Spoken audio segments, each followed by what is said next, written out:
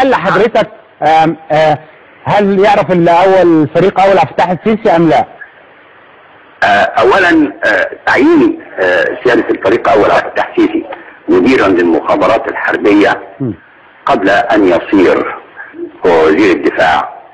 فتعيين الفريق اول عبد الفتاح السيسي مديرا للمخابرات الحربية كان قد تم بقرار من الرئيس مبارك، لانه هو كان مديرا للمخابرات الحربية في عهد